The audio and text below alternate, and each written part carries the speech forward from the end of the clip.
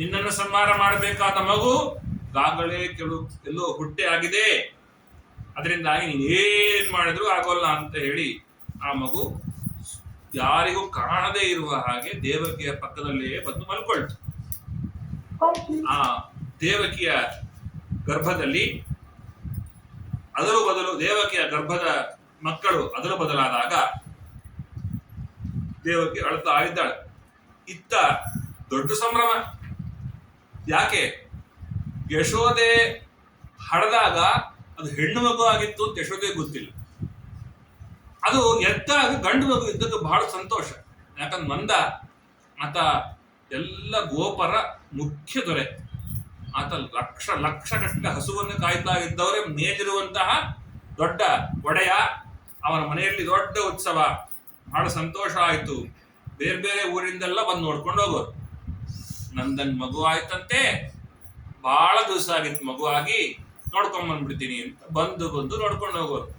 ಮುತ್ತೈದೆಯರು ಬಂದ್ರೆ ಸುಮ್ಮನಿರ್ತಾರೆಯೇ, ನೋಡ್ಕೊಂಡವ್ರು ಮಗು ಎತ್ಕೋತಾರೆ, ಎತ್ಕೊಂಡವ್ರು ಸುಮ್ಮನಿರ್ತಾರೆಯೇ, ಅಂತ ಆಡಿಸ್ತಾನೆ ಇರ್ತಾರೆ.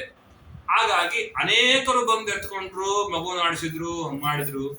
ಹಂಗೆ ಒಬ್ಳು ಬಂದವರೆಲ್ಲ ನಮ್ ಪರಿಚಯದವರೇ, ಯಾವ್ದೋ ದೊಡ್ಡ ಊರಿನವರು, ಅವರು ಇವರು ಅಂತ. ನೋಡ್ಲಿಕ್ಕೆ ಇವಳು ಲಕ್ಷ್ಮಿ ಇದ್ದಂಗಿದ್ನ. ಅವಳ ಹೆಸರು ಪೂತನ, ಅವಳು ಬಕಿ ಅಂತ ಹೇಳ್ತಾರೆ, 3ನೇ ಸ್ಕಂದದಲ್ಲಿ ಹೇಳುತ್ತೆ. ಆ ಪೂತನಾಗೆ ಭಗವಂತ ಅನುಗ್ರಹ ಮಾಡ್ದ ಅಂತ. ಪೂತನಲ್ಲಿ ಇಬ್ಬರಿದ್ರು, ಒಂದು ಊರ್ವಶಿ, ಇನ್ನೊಂದು ಪೂತನ ರಾಕ್ಷಸಿ. ಅವಳು ಬಂದವಳೆ ಮಗು ಎತ್ಕೊಂಡೊಳಲ್ಲ ಅಂತ ಎತ್ಕೊಂಡಿದ್ದಾಳೆ. ಹಿಂಗೆ ಆಡಿಸ್ತಾಳೋ ಹೆಣ್ಣು ಮಗಳು ಅಂತ ತಿಳ್ಕೊಂಡಿದ್ದಾರೆ. ಎಲ್ಲೋ ಕರ್ಕೊಂಡು ಹೋಗಿ ಹಾಲು ಕೊಡ್ಲಿಕ್ಕೆ ಶುರು ಮಾಡಿದ್ಲು. ಕೃಷ್ಣ ಪರಮಾತ್ಮ ಹಾಲು ಕೊಡ್ತೀಯಾ ವಿಷ ಕೊಡ್ತೀಯಾ ನಂಗೆ ನೋಡದ. ಆಕೆ ವಿಷ ಬಿಟ್ಟು ಶುರು ಮಾಡಿದ್ಲು. ಮೊದಲು ಹಾಲು ನೆಪ ಮಾತ್ರ, ಆಮೇಲೆ ವಿಷ ಬರ್ಲಿಕ್ಕೆ ಶುರು ಆದ್ರೆ, ಈ ವಿಷ ಸೃಷ್ಟಿ ಮಾಡೋದನ್ನೇ ನಾನು ಅಂತ ಹೇಳಿ ಇಡೀ ವಿಷವನ್ನ ಹೀರಿಬಿಡ್ತೇನೆ ಅಂತ ಹೇಳ್ದ. ಪ್ರಾಣವನ್ನೇ ತೆಗಿಲಿಕ್ಕೆ ಶುರು ಮಾಡಿದ ಭಗವಂತ. ಅವಳು ತನ್ನ ನೈಜ ರೂಪಕ್ಕೆ ಬಂದು ಬಲದ ಎಲ್ಲ ಕೈ ಮಣ್ಣು ಎಲ್ಲ ಬಡಿತಾ ಇದ್ದಾಳಂತೆ. ದೊಡ್ಡ ಆಕಾರ ತೆಗೆದುಕೊಂಡಿದ್ದಾಳೆ. ಮೂಗೆಲ್ಲ 2 ಹೊಂಡ, ಮಕ್ಕಳು ದೊಡ್ಡ ಹೊಂಡ, ದೊಡ್ಡ ಬೆಟ್ಟದ ಮೇಲೆ ಆ ಮಗು ನಿಂತಂತೆ ಆಗ್ಬಿಟ್ಟಿದೆ. ಎಲ್ಲ ಊರ್ನವರೆಲ್ಲ ಬಂದ್ರು, ಎಲ್ಲಿಂದ ಬಂದು ಇವಳು ಅಂತ. ಆ ಮಗುವನ್ನ ಆ ಪೂತನೆ ಸಂಹಾರ ಆಯ್ತಂತೆ. ಸಂಹಾರ ಆದಾಗ ಇಬ್ಬರಿಗೆ 2 ಗತಿ ಆಯ್ತು.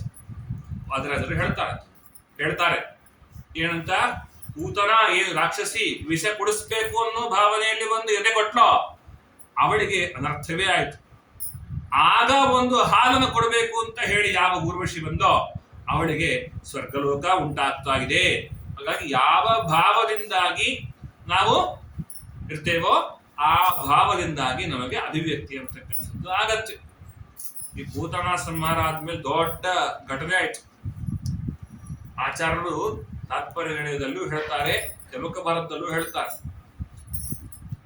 ಎಲ್ಲರೂ ಕರ್ಕೊಂಡು ಬಂದು ದೃಷ್ಟಿ ತೆಗೆದ್ರಂತ ಮಗು. ಫಸ್ಟ್ ಎಲ್ಲ ಕಡೆ ಸಗಣಿ ಹಚ್ಚಿ ಮಾಡಿ ಸ್ನಾನ ಮಾಡಿಸಿ, ಇದೆಲ್ಲ ಗೊತ್ತೇ ಇಲ್ಲ.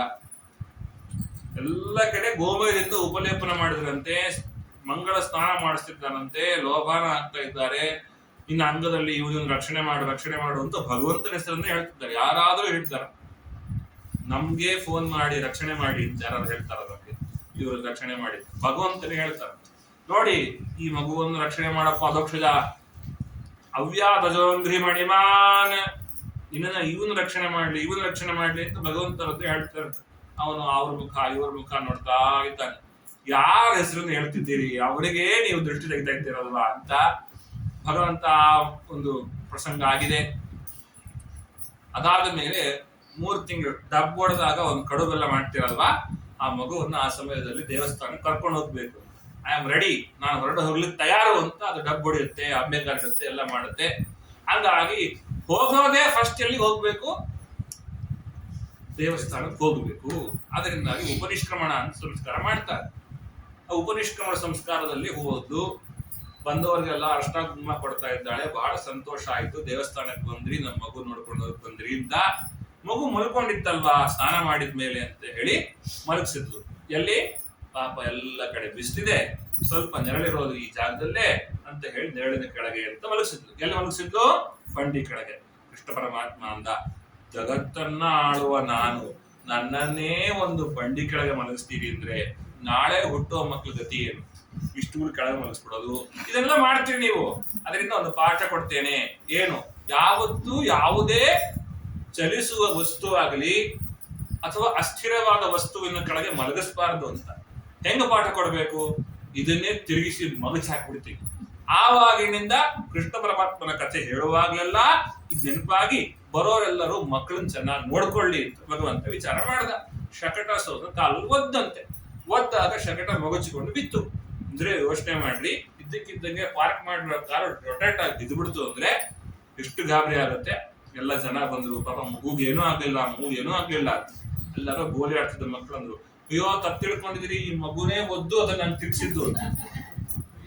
ಮಕ್ಕಳಂದ್ರೆ ಅವರೆಲ್ಲ ದೊಡ್ಡಗೋಪಾದಿಗಳ ಸುಮ್ನೆ ಕೂತ್ಕೊಳ್ಳ, ಆ ಮಗು ಒತ್ತಂತೆ ಇದೋಗಿ ಅಲ್ಲಿ ಬಿಸ್ಕೊಂಡ್ಬಿತ್ತಂತೆ ಅಂತ ಹೇಳಿದ್ರು. ಅವೆಲ್ಲ ಅನ್ಕೊಂಡು ಇವ್ರಿಗೆ ಗೊತ್ತೇ ಆಗ್ಲಿಲ್ಲ, ನಾವು ನೋಡಿದೀವಿ ಅಂತ ಹೇಳಿ ಹೋದ್ರು. ಸತ್ಯ ಹೇಳ್ತಿರ್ತಾವ ಮಕ್ಕಳು ಕೆಲಸಲಿ, ನಾವು ನೋಡ್ಬೇಕು, ವಿಚಾರ ಮಾಡ್ಬೇಕು. ಮಕ್ಕಳು ಹೇಳಿದ್ದೆಲ್ಲ ತಮಾಷೆಗೆ ಅಂತ ಹೋಗ್ಬಾರ್ದು. ಕೆಲಸ ತಮಾಷೆ ಮಾಡ್ತಾರೆ. ಆ ಮಗುವನ್ನು ತೆಗೆದುಕೊಂಡು ಹೋಗ್ತಿದ್ದಾರೆ. ಮತ್ತೆ ಯಥಾಕ್ರಮಣ ಎಲ್ಲ ಲೇಪನ ಮಾಡಿ ಸ್ನಾನ ಮಾಡಿಸಿ ಅಯ್ಯೋ ಅವ್ಯಾಬ್ರಿ ಮಾಡಿನ ಅಂತ ದೃಷ್ಟಿ ತೆಗಿತಾ ಇರ್ತಾರೆ. ಎಷ್ಟ್ ಸತಿ ಮಾಡ್ತೀರಿ? ಇನ್ನೂ ಹಿಂಗೆ ಮುಂದೆ ಇದೆ. ಪೂತನ ಸಂಹಾರ ಶ್ರೀ ಗುರುಭ್ಯೋ ನಮಃ ಕೊನೆ ತನಕ ದಂತವಕ್ರ ಸಂಹಾರ ತನಕನೂ ಇದೆ. ಅಲ್ಲಿರೋ ತೆಗೆಕಾಗತ್ತಾ? ಕೃಷ್ಣ ಅಂದ, ಈ ರೂಪ ಬಿಟ್ಟು ಬೇರೆ ಬೇರೆ ರೂಪ ತೆಗೆದುಕೊಳ್ಬೇಕು. ಇನ್ನು ಚಿಕ್ಕವನಾಗಿದ್ರೆ ಇವ್ರು ಹೀಗೇ ಮಾಡ್ತಿರ್ತಾರೆ ಅಂತ ದೊಡ್ಡ ಶುರು ಮಾಡಿದಂತೆ. ಭಗವಂತ ಒಂದು ಚೆನ್ನಾಗಿರೋ ಕೆಲಸ ಮಾಡಿದ ಅಂತ. ಯಾಕೆ ಪೂತನ ಸಂಹಾರ ಮಾಡಿದ ಅಂತ? ಅಲ್ಲಿ ವಸುದೇವನಿಗೊಂದು ವಿಷಯ ಮುಟ್ಟಬೇಕಿತ್ತು. ಏನು? ವಸುದೇವ ತಾನು ನಾಮಕರಣ ಮಾಡಬೇಕು. ನಾಮಕರಣ ಮಾಡುವ ಪರಿಸ್ಥಿತಿ ವಸುದೇವ ಇಲ್ಲ. ಯಾಕೆ? ನಾಮಕರಣ ಯಾರು ಮಾಡ್ತಾರೆ ಪ್ರಶ್ನೆ. ನಾಮಕರಣ ಮತ್ತು ಅಪ್ಪನೇ ಮಾಡೋದು. ಯಾರು ಸನ್ಯಾಸಿಗಳು ಕೊಡ್ತಾರಲ್ಲ, ಸನ್ಯಾಸ ಕೊಡ್ತಾರಲ್ವಾ, ಅವರೇ ಮುಂದಿನ ಪೀಠಾಧಿಪತಿಗೆ ಆಶ್ರಮದವರಿಗೆ ನಾಮ ಕೊಡೋದು. ನಾವೇ ಅವರು ಸನ್ಯಾಸ ತಗೋತಾರೆ ಅಂತ ಅನ್ನುವಾಗಲೇ ನಾವೇ ಊಹಿತವಾಗಿ ನಂಗೆ ಹೆಸರು ಬೇಕು ಅಂತ ಕೊಡೋ ಹಾಗಿಲ್ಲ. ಹಾಗಾಗಿ ವಸುದೇವ ಬಂದು ನಾಮಕರಣ ಮಾಡಬೇಕು, ಅವ ಮಾಡೋದಿಲ್ಲ. ಏನ್ ಮಾಡೋಣ? ನಾನೇ ಇಟ್ಕೊಂಡ್ ಬಿಡ್ತೀನಿ ಹೆಸರು ಅಂತ. ಅದಕ್ಕೆ ಪೂತನ ಸಂಹಾರ ಮಾಡಿ, ಪೂತನ ಜೀವಿತ ಹರಹ ಶಕಟಾಸುರ ಭಂಜನ ನಂದೋರಜಾನಂದಿ ರಚಿತಾನಂದ ವಿಗ್ರಹ ಈ ಹೆಸರುಗಳನ್ನೆಲ್ಲ ಭಗವಂತನೇ ಇಟ್ಕೊಳ್ಳಿ ಶುರು ಮಾಡ್ಬಿಟ್ಟ. ವಸುದೇವ ಏನ್ ಮಾಡ್ತಾರೆ ಅಂದ್ರೆ ನಂದಗೋಪನ ಕರೆದು ಹೇಳ್ತಾರೆ, ನೋಡು ಗರ್ಗಾಚಾರನ್ ಕಳಿಸ್ತೀನಿ. ಗರ್ಗಾಚಾರ ನಮ್ಮ ಕುಲಪುರೋಹಿತರು, ಅವರಿಗೆ ದಕ್ಷಿಣಾದಿಗಳನ್ನು ಕೊಡ್ರಿ.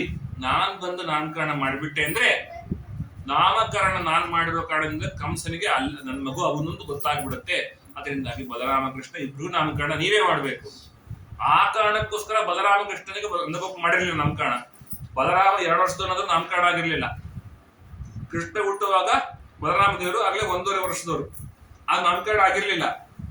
ಅಲ್ಲಿ ತನಕ ನಾಮಕರಣ ಯಾಕೆ ಮಾಡ್ಲಿಲ್ಲ ಅಂದ್ರೆ ಮಾಡಬೇಕಾದ ಕೆಲಸ ಅವರದ್ದು. ಯಾರ್ದು? ವಸುದೇವರದ್ದು. ನಾವೇನ್ ಮಾಡ್ಬಿಡ್ತೇವೆ? ನಾವೇ ಹೆಸರಿಟ್ಬಿಡ್ತೇವೆ. ಚಿಂಟು ಡುಂಡೂನ್ ಅಂತ ಹೇಳನೋ ಇಟ್ಬಿಡ್ತೇವೆ. ಇಡಬಾರದು, ಅಪ್ಪನೇ ಹೆಸರಿಡ್ಬೇಕು, ಮೊದಲು ನಾಮಕರಣ ಮಾಡಬೇಕು. ಹಾಗಾಗಿ ನಾಮಕರಣ ಮಾಡ್ಲಿಕ್ಕೆ ಅಂತ ಕರೆಸಿದ್ದಾರೆ. ನೋಡ್ರಿ, ವಸುದೇವ ಅವರೊಂದು ಏನಂತಾರ ಅದನ್ನ ರೋಲ್ ಮಾಡಲ್ ಆಗ್ಬೇಕು. ನಾವು ಹೊರಟೊತ್ತಿಗೆ ಮದುವೆನೇ ಮಾಡ್ಬಿಟ್ಟಿದ್ರು. ನಾವೇನ್ ತಾಳಿ ಕಟ್ಟೋದಿರಲ್ಲ, ಬಂದಲ್ಲಿ ಮಂತ್ರಾಕ್ಷತೆ ಹಾಕ್ಬಿಟ್ಟು ಒಂದಿಷ್ಟು ದಕ್ಷಿಣ ತಗೊಂಡು ಹೋಗ್ಬೇಕಿರತ್ತೆ ಅಷ್ಟೇ. ನಾವು ಬರೋದ್ರೆ ಮದುವೆ ಆಗತ್ತೆ ಅಂತ ವಸುದೇವ ಹೇಳ್ತಾನೆ. ನಾನ್ ಬರದೇ ಇದ್ರೆ ನಾಮಕರಣನೇ ಆಗಲ್ಲ ಅನ್ನೋ ಪ್ರಸಕ್ತಿಯಲ್ಲೂ ನಾಮಕರಣ ಮಾಡಿಸಿದ್ದೀನಿ ನಾನು. ಅದರಿಂದಾಗಿ ನಾನ್ ಬಂದ್ರೆ ಆಗ್ಬೇಕು ಅನ್ನೋದನ್ನ ಬಿಟ್ಬಿಡ್ರಿ. ಸತ್ಕರ್ಮ ಸತ್ಕಾರ್ಯಗಳು ಆಗ್ಬೇಕಷ್ಟೇ. ಅದರಿಂದಾಗಿ ವಸುದೇವನ ಆಜ್ಞೆಯ ಮೇಲೆ ನಾಮಕರಣ ಮಾಡ್ತಿದ್ದಾರೆ. ಎಲ್ಲರನ್ನ ಆಕರ್ಷಣೆ ಮಾಡ್ತಾ ಇದ್ದಾದ್ರಿಂದಾಗಿ ಸಂಕರ್ಷಣ, ಮತ್ತು ಗರ್ಭವು ಆ ಕಡೆಯಿಂದ ಈ ಕಡೆ ಮಾಡಿರೋದ್ರಿಂದಾಗಿ ಸಂಕರ್ಷಣ ಅಂತ ಹೆಸರು. ಇನ್ನೊಂದು ಬಲಶ್ಚಾಸು ರಾಮಶ್ಚ, ಆತ ಎಲ್ಲರ ಬಲಸ್ವರೂಪಿಯಾಗಿದ್ದಾದ್ರಿಂದ ಬಲರಾಮ ಅಂತ ಅವನಿಗೆ ನಾಮಕರಣ ಮಾಡ್ತಿದ್ದಾರೆ. ಇವನಿಗೆ ಕೃಷ್ಣ ಅಂತ ನಾಮಕರಣ ಮಾಡ್ತಾ ಇದ್ದಾರೆ. ಯಾಕೆ? ಕೃಷ್ಣನ ಹೆಸರನ್ನು ತುಂಬಾ ಕಾರಣದಿಂದಾಗಿ ಇಟ್ಟಿದ್ದಾರೆ ಅಂತ ವಾದರಾಜರು ತುಂಬಾ ಅರ್ಥಗಳಲ್ಲಿ ಕೃಷ್ಣನ ಸಮರ್ಥನೆ ಮಾಡ್ತಾರೆ. ನೋಡ್ಲಿಕ್ಕಷ್ಟೇ ಕಪ್ಪಗಿದ್ದ ಅನ್ನೋದ್ರಿಂದ ಕೃಷ್ಣ ಅಂತ ಅನ್ಕೋಬೇಡ್ರಿ. ನಾವ್ ಅನ್ಕೊಂಡಿದೀವಿ ಏನದು ಸರಿ, ಅವ್ರಿಗೆಲ್ಲ ಅಂಗಾರ ಹಚ್ಕೊಳ್ಳೇಬೇಕಾಗಿಲ್ಲ ಸರಿ, ಫೇಸ್ ಅಲ್ಲೇ ಆ ಬಣ್ಣ ಕೊಟ್ಬಿಟ್ಟಿದ್ದಾನೆ ದೇವರು ಅಂತ. ಅದು ಕೃಷ್ಣ ಅಲ್ಲ. ಕಪ್ಪಿಗೂ ಅಂಗಾರ ವರ್ಣ ಏನಿದೆಯಲ್ಲ ಅದಕ್ಕೂ ಕೃಷ್ಣಕ್ಕೂ ವ್ಯತ್ಯಾಸ ಇದೆ. ತುಂಬಿದ ಮೋಡ ಇರುತ್ತಲ್ವಾ, ಆ ಬಣ್ಣ ಕೃಷ್ಣ ವರ್ಣ ಅಂತ ಕರೀತಾರೆ. ನಾವೆಲ್ಲದಕ್ಕೂ ಇವಾಗ ಬ್ಲ್ಯಾಕ್ ಅಂತ ಅನ್ಕೊಳ್ತೀವಿ. ಅದೆಲ್ಲ ಸೂಕ್ಷ್ಮ ವ್ಯತ್ಯಾಸ ಇದೆ. ಆ ಬಣ್ಣದವನಾದ್ರಿಂದಾಗಿ ಅವನಿಗೆ ಕೃಷ್ಣ ಅಂತ ಹೆಸರಿಟ್ರು. ಹಾಗಾಗಿ ಅನೇಕ ಕೆಲಸಗಳನ್ನು ಮಾಡ್ಕೊಂಡು ಬರ್ತಾ ಇದ್ದಾನೆ. ಒಂದು 1 2 ಅಲ್ಲ, ಅನೇಕ ಕೆಲಸಗಳಿವೆ. ನಾವು ನಾಮಕರಣ ಆದ ಮೇಲೆ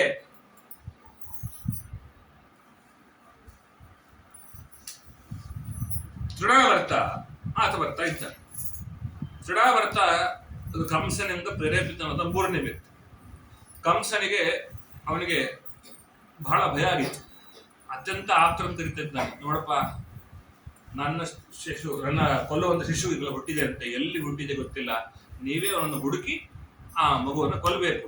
ಹಾಗಾಗಿಯೇ ಎಲ್ಲ ಹೋದವೆಲ್ಲ ಈ ಕಡೆಯಿಂದ ಎಲ್ಲ ಕೊದ್ಕೊಂಡ್ ಈ ಊರಿಗೆ ಬಂದಾಗ ಅಲ್ಲಿಂದ ಸಾಯ್ತಾ ಇದ್ದಾರೆ ಅವರು.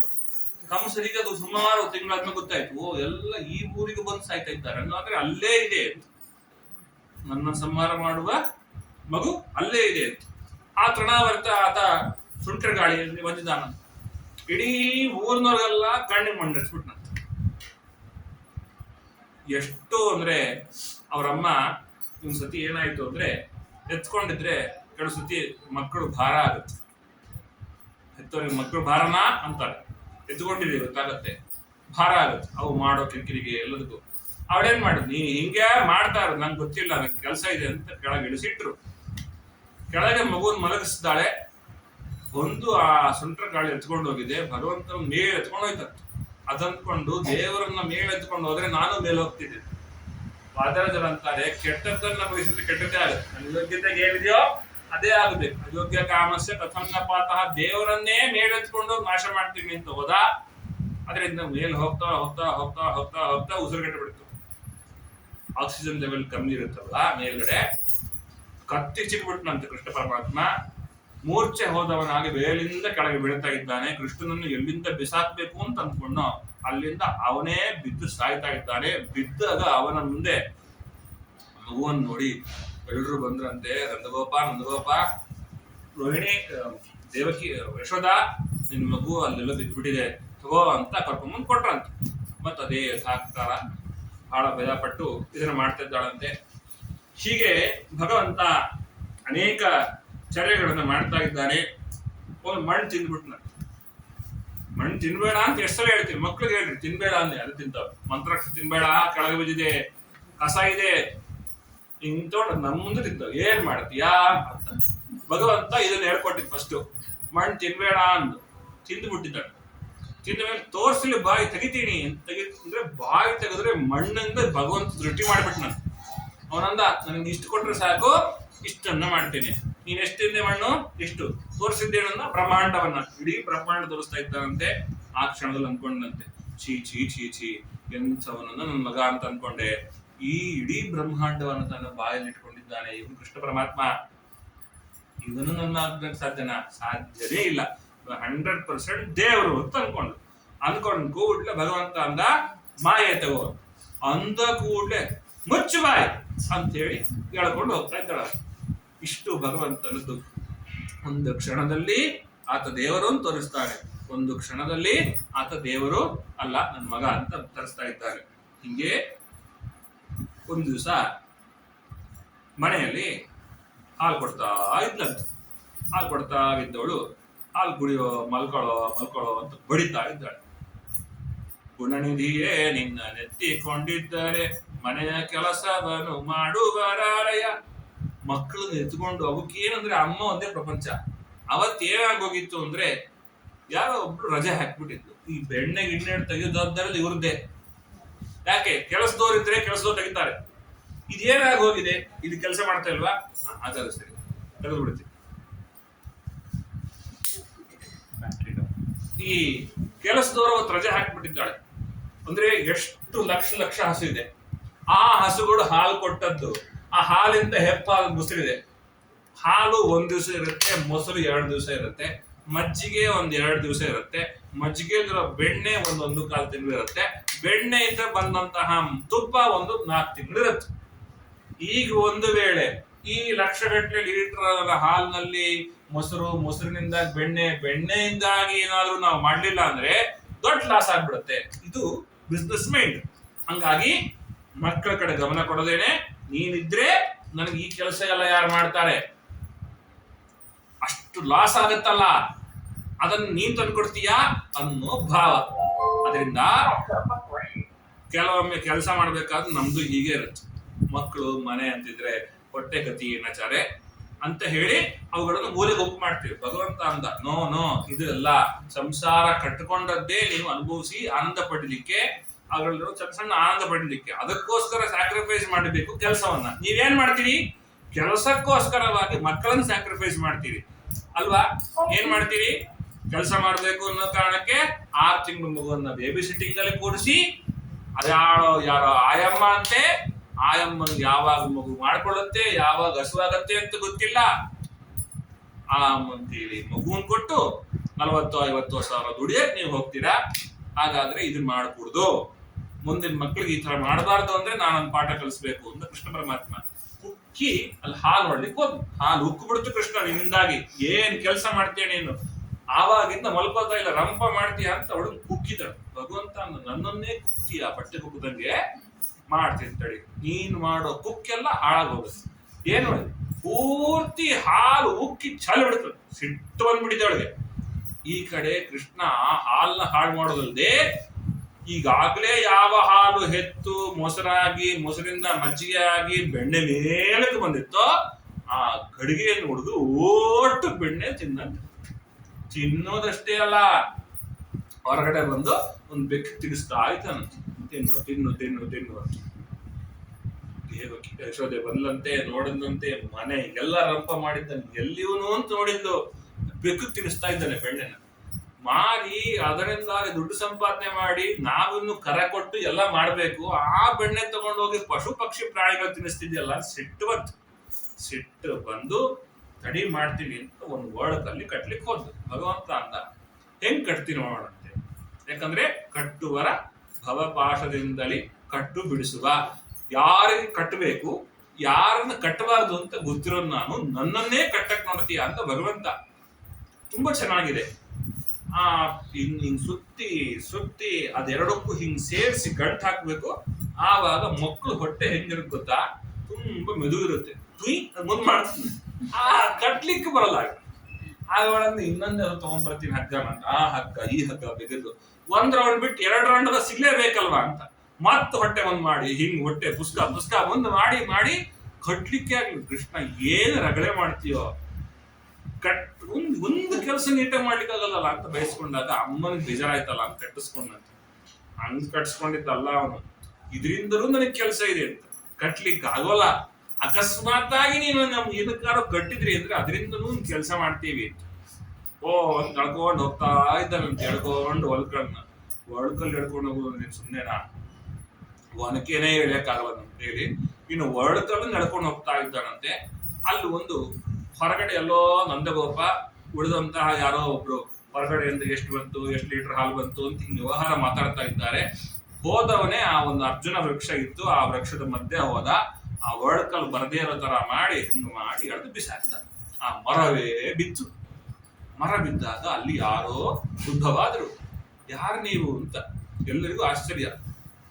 ಇಲ್ಲ, ನಾವು ಭಗವಂತನಿಗೆ ನಮಸ್ಕಾರ ಮಾಡ್ತಾ ಇದ್ದಾರೆ ಕೃಷ್ಣನಿಗೆ. ಕೃಷ್ಣ, ನಮ್ದು ದೊಡ್ಡ ತಾಪಾಗಿತ್ತಪ್ಪ, ಕುಬೇರನ ಮಕ್ಕಳು ನಾವು. ನಾರದರು ಬಂದರೂ ಕೂಡ ಹಾಸ್ವ ಕ್ರೀಡೆಯಲ್ಲಿದ್ದವರು ವಿವಸ್ತ್ರರಾಗಿದ್ದಾಗ ಯಾರ ಮುಂದೆ ಹೆಂಗಿರ್ಬೇಕು ಅಂತ ಗೊತ್ತಾಗೋಲ್ವಾ ನಿಮ್ಗೆ ಅಂತ ಹೇಳಿ ಬಟ್ಟೆ ಇಲ್ದಿರೋ ಮುಂದೆ ಬಟ್ಟೆ ಇಲ್ದಿರೋ ಜನ್ಮನೇ ಬರ್ಲಿ ಅಂತ ಶಾಪ ಕೊಟ್ಟು ಅರ್ಜುನ ವೃಕ್ಷಗಳಾಗಿದ್ವಿ. ನಮ್ಮನ್ನು ಉದ್ಧಾರ ಮಾಡಿ ದೊಡ್ಡವರು ಬಂದಾಗ ಅದಕ್ಕೆ ಮೈ ಮೇಲೆ ವಸ್ತ್ರ ಗಿಸ್ತ್ರಗಳು ಸರಿಯಾಗಿರ್ಬೇಕು. ಮನೆಗೆ ಸಾಂಗ್ಗಳು ಬರ್ತಾರೆ ಅಂದ್ರೆ ಶಾರ್ಟ್ಸ್ ಹಾಕೊಂಡು ನಿಂತ್ಕೊಳ್ಳೋದಲ್ಲ. ಆದ್ರಿಂದಾಗಿ ದೇವರು ಗುರುಗಳು ಎಲ್ಲ ಬಂದಾಗ ಹೇಗಿರ್ಬೇಕು ಹಾಗಿರ್ಬೇಕು. ವಸ್ತ್ರ ವ್ಯತ್ಯಾಸ ಆಗಿದ್ದಕ್ಕೆ ಕೃಷ್ಣ ಪರಮಾತ್ಮ ಅನುಗ್ರಹ ಮಾಡಿ ಅವರನ್ನ ಬಿಡಿಸ್ದ. ನಂದಗೋಪನ್ಗೆ ಯಾರೋ ಹೇಳಿದ್ರು, ನಂದಗೋಪ ಅಲ್ಲೇನು ದೊಡ್ಡ ಕಥೆ ಆಗಿದೆ, ನಿನ್ ಮಗ ಮರದ ಕೆಳಗೆ ಸಿಕ್ಕಾಕೊಂಡ್ಬಿಟ್ಟಿದ್ದಾನೆ, ಮರ ಬಿದ್ಬಿಟ್ಟಿದೆ ಅಂತ. ಮಳೆ ಬಂದ್ರೆ ಮರ ಬೀಳೋದು ನೋಡಿದೀವಿ, ಮಳೆ ಬರದೇ ಯಾವ ಮರ ಬಿತ್ತು ಅಂತ ಆಶ್ಚರ್ಯ ಆಯ್ತು. ಅವ್ ಬಂದು ನೋಡಿದಾಗ ಯಶೋದೆ ನೋಡ್ದ, ಏನ್ ಮಕ್ಕಳನ್ನ ಇದಕ್ ಕಟ್ಟಾಕೋದ. ಅವನಂದ ಅಕಸ್ಮಾತ್ ಏನಾರು ಮನೆ ಕಂಬಕ್ ಕಟ್ಟಾಕಿದ್ರೆ ಏನ್ ಗತಿ, ಬಿದ್ದೇ ಹೋಗ್ಬಿಡ್ತಿತ್ತು ಮನೆ. ಭಗವಂತನ ಕಂಬಕ್ ಕಟ್ಟಾಕ್ಲಿಲ್ಲ, ಈ ಒಳಕಲ್ಲಿ ಕಟ್ಟಾಕಿದ್ದು ಅದೇ ಭಗವಂತ ಕೊಟ್ಟ ಒಳ್ಳೆ ಬುದ್ಧಿ. ಆ ಕಂಬ ಅದಕ್ಕೆ ಕಟ್ಟಾಕಿದ್ಲಲ್ವಾ, ಅವಳು ಬಂದು ಬಿಡಿಸ್ತಾ ಇದ್ದಾಳೆ. ಅಯ್ಯೋ ಕೂಸೆ ಅಂತ ಮುದ್ದಾಡ್ತಾ ಇದ್ದಾಳೆ. ಅವತ್ತಿಗೆ ಸಿಟ್ಟು ಬಂದು ನಿಜ, ಮಗು ಮುದ್ದಾಡ್ತಿದ್ದಾಳೆ. ಹೆಂಗ್ ಬಿತ್ತು ಮರ ಅಂತ ಎಲ್ಲ ಗಂಡಸರು ಬಿಟ್ರು. ಮತ್ತೆ ಆಡ್ತಿದ್ದ ಮಕ್ಳನ್ನ ನಾವ್ ನೋಡಿದ್ವಿ, ಈ ಮಗು ಅದನ್ನ ತಗೊಂಬಂತು, ಹಿಂಗ್ ಹೋಗ್ ಮರ ಬಿತ್ತು. ಹೋಗ್ರ ಅಲ್ಲ ಕಡೆ ಏನೋ ಹೇಳ್ತೀರಿ ನೀವು ಅಂತ. ಆ ಮಗು ಬಂತಂತೆ, ಅದು ಈ ಓಳ್ಕಲ್ ನಡ್ಕೊಂಡ್ ಬಂತಂತೆ, ಆ ಓಳ್ಕಲ್ ಬಾರಕ್ ಮರ ಬಿತ್ತಂತೆ. ಓಳ್ಕಲ್ ಬಾರಕ್ ಮರ ಬೀಳುತ್ತೆ ಅಂತ ಗೊತ್ತಿರೋರು ಆ ಮಗು ಹೇಳ್ಕೊಂಡ್ ಬರಕ್ ಸಾಧ್ಯನಾ? ಹೋಗ್ರಿ ಹೋಗ್ರಿ ಅಂತ ಕಳ್ಸಿ. ಕೃಷ್ಣ ಹೆಂಗ್ ಅನ್ಕೋತಿರೋ ಅನ್ಕೊಳ್ರಿ, ನನ್ ಕೆಲಸ ನಾನು ಮಾಡಿ ಮುಗಿಸಿದೆ ಅಂತ. ಹೀಗೆ ಯಮಳಾರ್ಜುನ ಭಂಜನ ಯುಗ್ಮ ಇಬ್ಬರು ನರಕೂಬರ ಮಣಿಗ್ರೀವ ಅವರನ್ನ ಮಾಡ್ತಾ ಇದ್ದಾರಂತೆ. ಹೀಗೆ ವೃಂದಾವನಕ್ಕೆ ಹೋಗ್ಬೇಕು ಅಂತ ಬಹಳ ಚೆನ್ನಾಗಿದೆ ಆ ಕಥೆ. ಇಲ್ಲಿಂದ ಬೇರೆ ಕಡೆ ಹೋಗ್ಬೇಕು. ಯಾಕೆ ಕೃಷ್ಣ ಊರ್ ಚೇಂಜ್ ಮಾಡ್ಬೇಕು? ಒಂದ್ ಮನೆ ಚೇಂಜ್ ಮಾಡ್ಬೇಕಂದ್ರೆ ನಮ್ಗೆ ಓನರ್ ಕಿಕ್ರಿ ಇಲ್ದು ಚೇಂಜ್ ಮಾಡಲ್ಲ. ಓನರ್ ಆರಾಮಾಗಿದಾರಪ್ಪ, ಒಂದು ನಯಾ ಪೈಸೆ ಏನು ತೊಂದರೆ ಮಾಡ್ತಾ ಇಲ್ಲ, 10 ಮಳೆ ಹೊಡೆದ್ರು ಕೇಳಲ್ಲ. ಯಾಕೆ ಮನೆ ಚೇಂಜ್ ಮಾಡ್ತೀವಿ? ಮನೆ ಚೇಂಜ್ ಮಾಡ್ಬೇಕಾದ್ರೆ ರೀಸನ್ ಬೇಕು. ನೀರು ಸರಿಯಾಗಿ ಬರ್ತಿಲ್ಲ, ಅಥವಾ ಕರೆಂಟ್ ಬಿಲ್ ಜಾಸ್ತಿ ಬರ್ತಿದೆ, ಅಥವಾ ಬೋರ್ತಾ ಇದೆ, ಅಥವಾ ಪೇಂಟ್ ಹಚ್ಬೇಕು, ಹಿಂಗೇನಾರು ಇದ್ದಿರ್ತಾನೆ. ಕೃಷ್ಣ ಅಂದ ಊರು ಚೇಂಜ್ ಮಾಡೋಣ. ಎಲ್ಲಿ? ಇಲ್ಲಿಂದ ವೃಂದಾವನಕ್ಕೆ ಹೋಗೋಣ. ಯಾಕೆ ಹೋಗ್ಬೇಕು? ಯಾಕಂದ್ರೆ ಇಲ್ಲಿಗೆ ಬಂದದ್ದೇ ಕರ ಕೊಡ್ಬೇಕು ಅಂತ. ಯಾರಿಗೆ? ಕಂಸನಿಗೆ ಕರ ಕೊಡ್ಬೇಕು. ಕೊಡ್ಬೇಕಾದ್ರೆ ನಂದಗೋಗಿ ಬರ್ಬೇಕು. ನಂದಗೋಗಿ ಬರ್ಬೇಕಾದ್ರೆ ಅವ್ನ ಹೆಂಡತಿ ಬಸ್ರೇನ್ ಸಿದ್ದಾಗ ಹೆಂಗ್ ಸಾಧ್ಯ ಅಂತ ಹೇಳಿ ಅವ್ರ ಹೆಂಡತಿ ಕರ್ಕೊಂಡ್ ಬಂದ. ಅವ್ರ ಹೆಂಡತಿ ಕರ್ಕೊಂಡ್ ಬಂದಾಗ ಇಡೀ ಊರೇ ಬಂದಿತ್ತು. ಹಂಗಾಗಿ ಇಲ್ಲಿದ್ವಿ. ಮುಗೀತಲ್ವಾ ಕೆಲಸ, ವಾಪಸ್ ತಿರುಗಿ ಹೋಗ್ಬೇಕು. ಊರ್ದವ್ರ ಸಹವಾಸ ಬರಬಾರ್ದು, ಊರ್ನವ್ರ ಸಹವಾಸ ಬರಬಾರ್ದು. ಯಾಕಂದ್ರೆ ನಾವು ಹಸು ಕಾಯೋರಿಗೆ ಹುಲ್ಲು ಬೇಕು. ಹುಲ್ಲು ಸರಿ ಇಲ್ಲದಿರುವಂತ ಜಾಗದಲ್ಲಿ ಹಸುಗಳು ಹಾಲು ಸರಿಕೊಳ್ಳಿಕ್ಕೆ ಆಗುದಿಲ್ಲ. ಅದರಿಂದಾಗಿ ಹಸುಗಳಿಗೆ ಹುಲ್ಲಿಲ್ಲದೆ ಇದ್ರೆ ಪೂರ್ತಿ ನಾಶವಾಗಿ ಹೋಗುತ್ತೆ. ತುಂಬಾ ಚೆನ್ನಾಗಿದೆ. ಭಾಗವತವನ್ನ ಪೂರ್ತಿ ಡೀಟೇಲ್ ಆಗಿ ಓದಬೇಕು. ಕೃಷ್ಣ ಪರಮಾತ್ಮ ಅಲ್ಲಿ ಏನಾಗಿತ್ತು ಅಂದ್ರೆ, ಹಸುಗಳು ಎಲ್ಲಿ ತಾವು ಮಲಮೂತ್ರಗಳನ್ನ ಮಾಡ್ಕೊಳ್ತಾವೋ ಅಲ್ಲೇ ಮಲಗುತ್ತಾಗಿದೆ. ಅಲ್ಲೇ ಮಲಗಿದ್ರೆ ಅದರೊಳಗೊಂದು ರೋಗ ಬರುತ್ತೆ. ಆ ರೋಗ ಆ ಹಸುಗಳು ನಾಶ ಆಗುತ್ತೆ, ಹಿಂಸೆ ಮಾಡುತ್ತೆ. ಹಂಗಾಗಿ ಊರ್ ಬೇಡ ಅಂತ ಕೃಷ್ಣನ ಮನಸ್ಥಿತಿ. ಊರ್ನವರೆಲ್ಲ ಕೇಳಲಿಲ್ಲ. ಕೃಷ್ಣ ಬಹಳ ಚೆನ್ನಾಗಿದ್ದ. ನಾವು ಮಕ್ಳು ಹೇಳ್ತಿರ್ತಾರೆ ಬೇರೆಯವ್ರಿಗೆ ಹೋಗೋಣ ಅಂತ ಹೇಳಿ. ಹೇಳಿದ್ದಾಗಲೇ ಕರ್ಕೊಂಡು ಹೋಗಲ್ಲ. ಅಪ್ಪ ಇಷ್ಟು ಬೇರೆಯವ್ರಿಗೆ ಹೋಗೋಣ ಅಂತ ಕರ್ಕೊಂಡು ಹೋಗಲ್ಲ ನಾವು. ಹಂಗೆ ಬಿಟ್ಟು ಹಾಗಾದ್ರೆ ಒಂದು ಕೆಲಸ ಮಾಡ್ತೀವಿ. ಕೃಷ್ಣ ಪರಮಾತ್ಮನ ಒಂದೊಂದು ರೋಮದಿಂದಾಗಿ ತೋಳಗಳನ್ನು ಸೃಷ್ಟಿ ಮಾಡಿದ್ರು. ಆ ತೋಳಗಳು ಯಾರಲ್ಲ, ಸ್ವಯಂ ಭಗವಂತನೇ. ಅದು ಎಲ್ಲ ತೋಳಗಳು ಕೂಡ ಹುಲಿಗಳಂತಿದ್ದಂತೆ. ರಾತ್ರಿ ಎಲ್ಲಿಂದ ಬರ್ತಿದ್ವು ಗೊತ್ತಿಲ್ಲ. ಊರ್ ಒಳಗೆಲ್ಲ ಬಂದ್ಬಿಡೋವು. ಅವು ಅನ್ನೋವು ಹೋಗ್ಬಿಡೋವು. ಎಲ್ರಿಗೂ ಭಯ ಆಯ್ತು. ನಾಳೆ ನಮ್ಮ ಮಕ್ಳ ಗತಿ ಏನಪ್ಪ, ಹಸುಗಳ ಗತಿ ಏನಪ್ಪಾ. ಹಾಗಾದ್ರೆ ಇಲ್ಲಿಂದ ಬೇರೆ ಕಡೆ ಹೋಗೋಣ ಅಂತ ಹೇಳಿ ವೃಂದಾವನಕ್ಕೆ ಹೋದಂತ. ವೃಂದಾವನ ಮಿಯಾಸನ್ ನಂದಸೂನು ಬೃಹದ್ವನೇ ಅಸರ್ಥ ರೋಮಕೂಪೇಭ್ಯೋ ಮೃಗಾನ್ಯಾಗ್ರ ಸಮಾಂತಲೆ ಅಂತ ಪಂಡಿತಾಚಾರ್ಯರು ಹೇಳ್ತಾರೆ. ಅನಂತರದಲ್ಲಿ ವತ್ಸಾಸುರ ಅಂತ ಅವನು ಸಂಹಾರ ಮಾಡ್ತಾರೆ. ಅವನು ಬಾಯಿ ತಕ್ಕೊಂಡಿದ್ದ ಬಕ ಅಂತ. ಅವನ ಒಳಗೆಲ್ಲರೂ ಹೋಗ್ಬಿಟ್ಟಿದ್ರು. ಆ ಬಕಾಸುರನ್ ಸಂಹಾರ ಮಾಡಿದ. ಹೀಗೆ ಅನೇಕ ಮಾಡಿದ್ನಂತ. ಅಲ್ಲಿ ಸೌಭರಿ ಋಷಿಗಳು ಅಂತ ಒಬ್ಬರು ಋಷಿಗಳು ತಪಸ್ ಮಾಡ್ತಾ ಇದ್ದಾಗ ಯಮುನಾ ನದಿ ತೀರದಲ್ಲಿ ಇದ್ದಂತಹ ಮೀನುಗಳನ್ನ ತಿನ್ಕೊಂಡು ಹೋಗ್ತಾ ಇದ್ದಂತಹ ಹದ್ದನ್ನು ನೋಡಿದ್ರು. ಆ ಹದ್ದಿಗೆ ಶಾಪ ಕೊಟ್ಟರು, ಇನ್ಮೇಲೆ ನಿಮ್ ವಂಶದವ್ರು ಯಾರು ಇಲ್ಲಿ ಬರಬಾರ್ದು ಅಂತ. ಹಾಗಾಗಿ ಗರುಡನ ಒಂದು ಆಜ್ಞೆಯಿಂದಾಗಿ ಗರುಡನಿಗೆ ದಿನ ಆಹಾರ ಕೊಡಬೇಕಾಗಿತ್ತು. ಆ ಸಮಯದಲ್ಲಿ ಕಾಳಿಂಗ ಅಂದ ನಾನು ಕೊಡೋದಿಲ್ಲ ಅಂದ. ಕಾಳಿಂಗನಿಗೂ ಗರುಡನಿಗೂ ಯುದ್ಧ ಆಯ್ತು. ಯುದ್ಧ ಆದಾಗ ಗರುಡ ದೇವರು ಹೊಡೆದದ್ದಕ್ಕೆ ಸಿಟ್ಟು ಬಂದು ಈ ಊರಲ್ಲೇ ಇರಲ್ಲ ಅಂತ ಹೇಳಿ ಯಾವ ಹದ್ದುಗಳು ಬರದೇ ಇರೋ ಪ್ರದೇಶ ಅಂತಂದ್ರೆ ಇದೊಂದು ಗೊತ್ತಾಯ್ತು. ಈ ಪ್ರದೇಶಕ್ಕೆ ಬಂದು ಕಾಳಿಂಗ ತನ್ನ ಫ್ಯಾಮಿಲಿ ಫುಲ್ ಫ್ಲೆಕ್ಸ್ ಅಲ್ಲಿ ಇದ್ದಾರೆ. ಯಾರು ಆ ಕಾಳಿಂಗ ಇರೋ ಪ್ರದೇಶ ಹತ್ರ ಬರೋಂಗಿಲ್ಲ, ನೀರು ಕುಡಿಯೋಂಗಿಲ್ಲ. ಹತ್ರ ಇರೋ ಮರಗಳು ಯಾವುದು ಚೆನ್ನಾಗಿ ಹಣ್ಣೆ ಬಿಡ್ತಾ ಇಲ್ಲ. ವಿಷಪೂರಿತವಾದಂತಹ ವಾತಾವರಣ. ಕೃಷ್ಣ ಅಂದ ಯಾವತ್ತೂ ನದಿಯಲ್ಲಿ ಕಸ, ಕಡ್ಡಿ, ವಿಷ, ಫ್ಯಾಕ್ಟ್ರಿ ಔಟ್ಲೆಟ್ ಇವುಗಳು ಬಿಡಬಾರ್ದು. ಬಿಟ್ರೆ ಹಾಳಾಗಿ ಹೋಗುತ್ತೆ, ಇಡೀ ಪ್ರಪಂಚಕ್ಕೆ ಹಾಳು. ಅದರಿಂದ ಫಸ್ಟ್ ನದಿಗೆ ಕ್ಲೀನ್ ಮಾಡಬೇಕು ಅಂತ ಸೊಲ್ಯೂಷನ್ ಕೊಡ್ಲಿಕ್ಕೋಸ್ಕರ ಕೃಷ್ಣ ಏನ್ ಮಾಡ್ದ, ನದಿಗೆ ಚೆಂಡು ಹಾಕಿದ. ಅಲ್ಲಿಗೆ ಹೋಗ್ತಾ ಇದ್ದಾನೆ. ಒಳಗೆ ಹೋಗ್ಬೇಡ ಕೃಷ್ಣ ಅಂತ ಎಲ್ರು ತಡಿತಾ ಇದ್ದಾರೆ. ನಾನು ಹೋಗಿ ತಗೊಂಡ್ಬರ್ತೀನಿ ದುಡುಕ್ತಾ ಇದ್ದಾನೆ. ಒಂದು 20 ನಿಮಿಷ ಆಯ್ತು, ಕೃಷ್ಣ ಬರ್ಲೇ ಇಲ್ಲ. ಎಲ್ಲ ಹೋದ್ರು. ಕೃಷ್ಣ ಹೋಗ್ಬಿಟ್ಟ, ನೀರಲ್ಲಿ ಬಿದ್ಬಿಟ್ಟ, ಬರ್ಲೇ ಇಲ್ಲ. ಊರ್ನವರೆಲ್ಲ ಬಂದಿದ್ದಾರೆ. ಯಾಕೆ? ನದಿ ಒಳಗೆ ಮಗು ಹೋಗಿದೆ, ಬಂದಿಲ್ಲ ಅಂತ. ಕೃಷ್ಣ 20 ನಿಮಿಷ ಸುಮ್ಮನಿದ್ದವನು ಆ ಕಾಳಿಂಗನ ಪೂರ್ತಿ ಚರೆಯನ್ನು ನೋಡಿದ ಮೇಲೆ ಕಳಿಂಗನ ಮೇಲೆ ಮರ್ದನ ಮಾಡ್ತಾ ಇದ್ದಾನೆ. ಅವನ ಹೆಂಡತಿಯರು ಬಂದು ಕೇಳ್ಕೊಳ್ತಾರೆ, ಕೃಷ್ಣ ನನ್ನ ಗಂಡನ ಉಳಿಸುವಂತ, ನೀವು ಈ ಜಾಗ ಬಿಟ್ಟು ಹೋಗ್ಬೇಕು. ಮೊದಲು ಇಲ್ಲಿದ್ದಂತಹ ಯಾವ ಹಸುಗಳು ಬಂದು ಹಾಳು ಕುಡಿಯಕ್ಕಾಗ್ತಾ ಇಲ್ಲ, ನೀರು ಕುಡಿಯಕ್ಕಾಗ್ತಾ ಇಲ್ಲ. ನಿಮ್ಮಿಂದ ಈ ಪರಿಸ್ಥಿತಿ ಬಂದಿದೆ. ಇದು ಹಸುಗಳಿರೋ ಜಾಗ, ಇಷ್ಟು ದಿವಸ ಬೇರೆ ಊರಲ್ಲಿ ಇದ್ವಿ, ತೊಂದರೆ ಇಲ್ಲ, ಈಗೆಲ್ಲ ಇದನ್ನ ಮಾಡೋ ಹಾಗಿಲ್ಲ ಅಂತ ಹೇಳಿ ಕೃಷ್ಣ ಪರಮಾತ್ಮ ಕಾಳಿಂಗ ಮರ್ತನ ಮಾಡಿ ಎಲ್ರಿಗೂ ಕಾಣೋ ತರ ಕಂಡು ಆ ಕಾಳಿಂಗವನ್ನು ಕಳಿಸಿ ಆ ಪೂರ್ತಿ ನಮೂನೆಯ ಆ ಭಾಗವನ್ನು ಶುದ್ಧ ಮಾಡಿ ಎಲ್ಲರಿಗೂ ಕುಡಿಯುವ ನೀರನ್ನ ಒದಗಿಸಿದ್ದಾರಂತೆ. ಹೀಗಾಗಿ ಅವತ್ತು ರಾತ್ರಿ ಅಲ್ಲೇ ಮಲ್ಕೊಂಡ್ರು.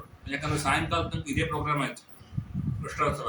ಅದಾದ್ಮೇಲೆ ರಾತ್ರಿ ಅಲ್ಲಿ ಮಲ್ಕೊಂಡಿದ್ದಾರಂತೆ. ಇದ್ದಕ್ಕಿದ್ದಂಗೆ ಕಾಡ್ಗಿಚ್ಚು ಹತ್ಕೊಂಡಾಗ ಕಾಡ್ಗಿಚ್ಚನ್ನು ನೋಡಿದಾರಂತೆ.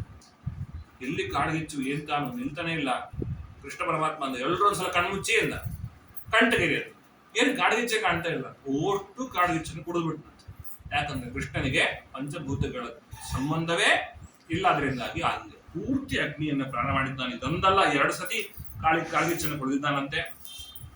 ಇದಾದ ಮೇಲೆ ಪ್ರಲಾಂಬಾಸುರ ಅಂತ ಒಬ್ಬ ಅಸುರ ಒಂದ್ಸತಿ ಗೋಪಾಲಕರೆಲ್ಲ ಹೋಗಿದ್ರಂತೆ.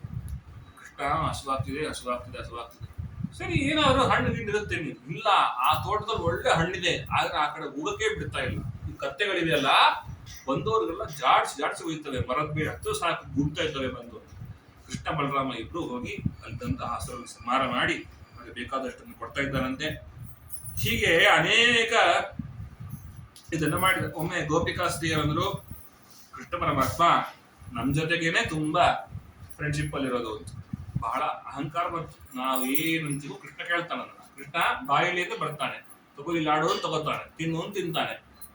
ನಮ್ಮ ಮಾತು ಕೇಳ್ತಾನೆ ಕೃಷ್ಣ. ನನ್ನ ಮಾತು ಅಂತ ಎಲ್ರಿಗೂ ಅಹಂಕಾರ ಬಂದಿತ್ತು. ಕೃಷ್ಣ ಅಂದ, ನಾನು ಯಾರ ಮಾತು ಕೇಳಲ್ಲ, ಲಕ್ಷ್ಮೀದೇವಿ ಮಾತೇ ಕೇಳಲ್ಲ, ನನ್ನ ಮಾತನ್ನು ಕೇಳ್ತೇನೆ ಅಂತ ಯಾಕೆ ಅನ್ಕೊಳ್ತೀವಿ? ಅದಕ್ಕೆ ಹೇಳೋದು, ಯಾವತ್ತೂ ಕೂಡ ಯಾರು ನನ್ನ ಮಾತು ಕೇಳ್ತಾರೆ ಅಂತ ತಿಳ್ಕೋಬಾರ್ದು. ನಾವೇನ್ ಅನ್ಕೋತೀವಿ, ನಮ್ಮ ಮನೇಲಿ ನಮ್ಮ ಮಾತು ಕೇಳ್ತಾರೆ ಅಂತ ಅನ್ಕೋತೀವಿ. ನಾಳೆ ಏನೋ ಕಾರ್ಯಕ್ರಮ ಅನ್ಕೋತೀವಿ, ಆಮೇಲೆ ಮನೆಗೆ ಬಂದು ಹೇಳ್ತೀವಿ ಹಿಂಗಿದೆ ಅಂತ ಹೇಳಿ. ಯಾರನ್ನು ಕೇಳಿ ಒಪ್ಕೊಂಡ್ರಿ ಅಂತ ಕೇಳ್ತಾರೆ. ಹಂಗಾಗಿ ಕಾರ್ಯಕ್ರಮ ಒಪ್ಕೊಳ್ಳೋಕ್ ಮುಂಚೆ ಎಲ್ರನ್ನೂ ಕೇಳಬೇಕು. ಕೇಳದೆ ಒಪ್ಕೊಂಡು ಆಮೇಲೆ ನಾನು ಹೇಳ್ತೀನಿ ನೀನು ಆಗ್ಲೇಬೇಕು ಅಂದ್ರೆ ಆಗಲ್ಲ. ಕೃಷ್ಣ ಅಂದ, ನಾನು ಯಾರ ಮಾತು ಕೇಳಲ್ಲ, ನಾನು ಕಾಣಿಸೋದೇ ಇಲ್ಲ ಅಂತ ಕಾಣೆ ಆಗ್ಬಿಟ್ಟ. ಮತ್ತೆಲ್ರು ಅಳ್ತಾರೆ, ಕೃಷ್ಣ ನೀನ್ ಇಡೀ ಊರಿಗೆ ಒಳ್ಳೆಯವ್ರು ಮಾಡೋದು, ನಮ್ಗೆ ಯಾಕೆ ಹಿಂಗ್ ಮಾಡ್ತಿದ್ದೀಯ ಅಂತ. ವ್ರತ ಜನಾರ್ತಿ ಹಣ್ ಬಂದು ಊರಿಗೆ ಬಂದು ಕಷ್ಟನೆಲ್ಲ ಕಾಪಾಡಿ. ಯೋಚನೆ ಮಾಡ್ರಿ, ಈ ಏರಿಯಾದಲ್ಲಿ ಎಷ್ಟು ಮನೆ ಇದೆ? 4,000 ಮನೆ ಇದೆ ಅಂತ ಇಟ್ಕೊಳ್ರಿ. ಈ ಏರಿಯಾಗ ಬಂದು ಕಷ್ಟ ಅದೆಲ್ಲ ಈ ಮನೆಯವ್ರು ಮಾತ್ರ ಪರಿಹಾರ ಮಾಡ್ತಾ ಇದ್ರು ಅಂದ್ರೆ ಆ ಮನೆಯವ್ರ ಮೇಲೆ ಎಂಥ ಅಮೋಹ ಇರುತ್ತೆ. ಆ ಮನೆಯಲ್ಲಿರುವ ವ್ಯಕ್ತಿಯನ್ನ ನನ್ ಮನೆ ಅಂತ ಅನ್ಕೊಂಡ್ರೆ ನೀವು, ಅಂದ್ರೆ ಹಾಗೆ ಮಾಡಬಾರದು ಅಂತ ತಿಳಿಸಿದ್ದಾರೆ.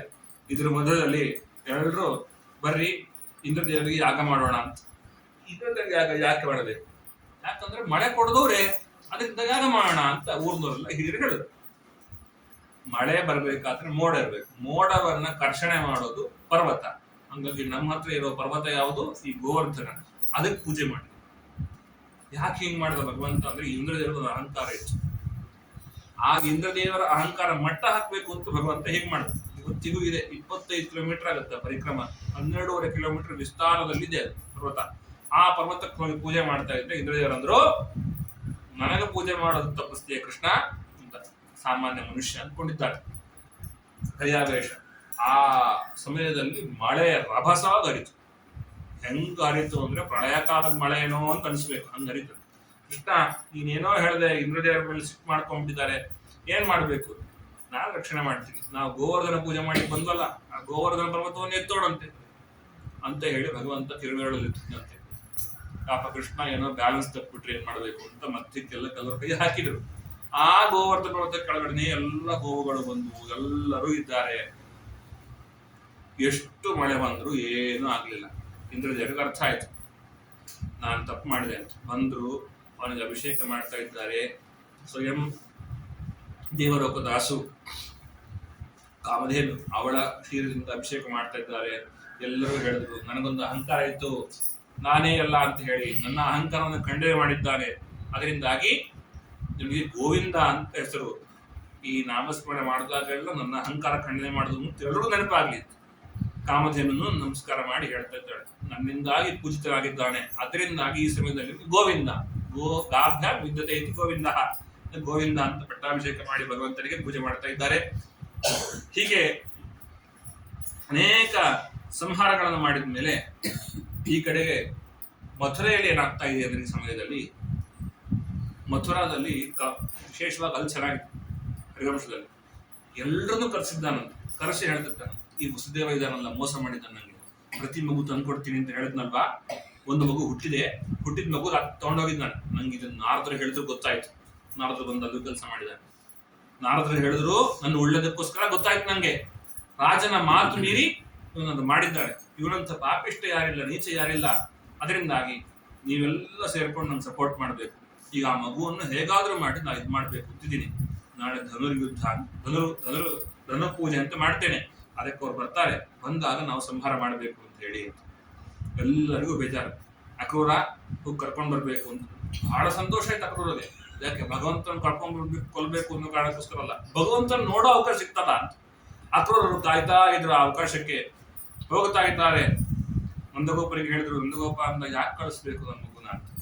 ಇಲ್ಲ, ಕಂಸ ರಾಜ ಹೇಳಿದ್ದಾನೆ. ಯಾವ್ದಾದ್ರು ಇನ್ವಿಟೇಷನ್ ಮುಖ್ಯಮಂತ್ರಿಗಳ ಮಂಡಳಿಂದ ಬಂದ್ರೆ ಏನ್ ಮಾಡ್ತೀವಿ, ಹೋಗ್ಲೇಬೇಕಲ್ವಾ. ಹಾಗಾಗಿ ಧನು ಪೂಜೆಗೆ ಹೋಗ್ಲೇಬೇಕಪ್ಪ ಅಂತ ನೀವು ಎಲ್ಲ ಬರಕ್ ಹೇಳಿದ್ದಾರೆ. ಸರಿ ಅಂತ ಹೋಗ್ತಾ ಇದ್ದಾರೆ. ಹೋಗುವಾಗ ನದಿಯಲ್ಲಿ ಮುಳುಗಿ ಸಂಧ್ಯಾವಂದನೆ ಮಾಡುವಾಗ ಒಳಗೆ ಶಿರ್ಷಾಯಿಯಾಗಿ ಅಘಭರ್ಷನಾಗಿ ಕಾಣಿಸ್ತಾ ಇದ್ದಾರೆ ಭಗವಂತ. ಹೊರಗೆ ಬಂದಾಗ ಅದೇ ಬಲರಾಮಕೃಷ್ಣನಾಗಿ ಕಾಣ್ತಾ ಇದ್ದಾನೆ. ಬಹಳ ಆಶ್ಚರ್ಯ ಆಯಿತು. ಭಗವಂತನನ್ನು ನೋಡಿ ಎರಡೂ ಕಡೆಗೆ ಸಾಕ್ಷಾತ್ಕರಿಸಿಕೊಂಡಿದ್ದಾನೆ. ವಿರಾಟ್ ರೂಪ ದರ್ಶನ ಆಗಿದೆ. ಅಕ್ರೂರ ಹಾಗೇ ಮುಂದಕ್ಕೆ ಹೋಗ್ತಾನೆ. ಮಂಗಳ ನಾಳೆ ಮುಗಿಯಲ್ಲ. ಅಕ್ರೂರ ಅವರನ್ನು ಕರ್ಕೊಂಡು ಹೋಗ್ತಾ ಇದ್ದಾನೆ. ಬಟ್ಟೆ ಒಗೆಯುವ ಅಗಸ ಬರ್ತಾನೆ. ಅಗಸನ ಕೇಳ್ತಾನೆ, ಯಾರ ಬಟ್ಟೆ ಇದು? ರಾಜವಂಶದವ್ರ ಬಟ್ಟೆ ಅಂತ. ನಂಗೂ ಬಟ್ಟೆ ಕೊಡು ಅಂತಾರೆ. ಕೊಡಲ್ಲ ಅಂತ. ಕೊಡಲ್ಲ ಅಂತೀಯ ಅಂತ ಅವನು ಸಂಹಾರ ಮಾಡ್ತಾನೆ. ದೇವರಿಗೆ ಅಂತಿರೋದೆಲ್ಲವೂ ಕೂಡ ದೇವರದ್ದೇ. ರಾಜರದ್ದು ಬೇರೆ, ದೇವರದ್ದು. ಈ ಕಡೆ ಹೋಗೊಂದ್ಸತಿ ಏನು